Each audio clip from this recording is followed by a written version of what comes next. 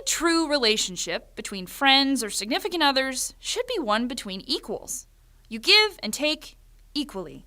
One person's needs aren't met over another's. Friends and partners are supposed to give you energy, lift you up when you're down, and want the best for you.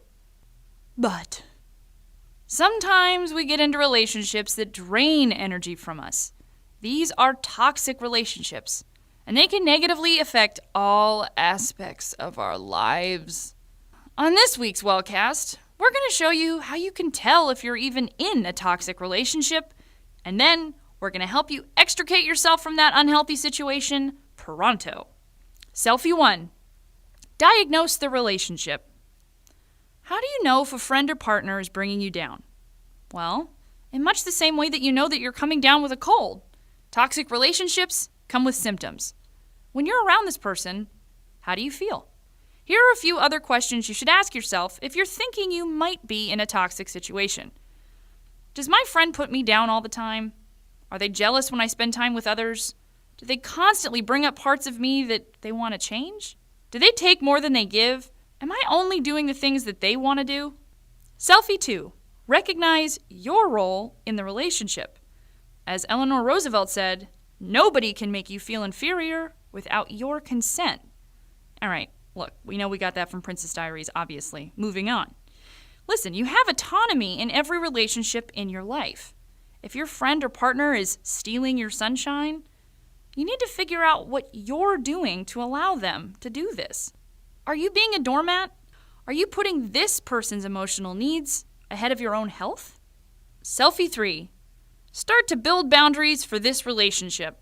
Does your friend invite themselves over at all hours of the night? Are they constantly bossing you around? Are they always borrowing money from you? All right. Once you know the boundary that you want to set, stick to it. Draw your line in the sand. Selfie 4. Recognize you can't change other people, but you can stop being a doormat. If you've determined that a friendship or relationship is toxic, you know that you have to change the nature of that relationship. Start by spending less time with that person and do your best to detach yourself emotionally. Hopefully, setting boundaries will help you begin to phase this relationship out. Selfie 5. Get a second opinion. Especially if you're emotionally vulnerable, the best thing you can do is surround yourself with people who love you and who want you to be happy and healthy. Use them as a lifeline during this time. Selfie 6. Above all else, look out for yourself. Studies have shown that people with low self-esteem are far more likely to find themselves in toxic relationships. You will never be treated with love and respect unless you absolutely believe that you deserve these things. Remember, you teach people how to treat you. So do yourself the favor of loving yourself.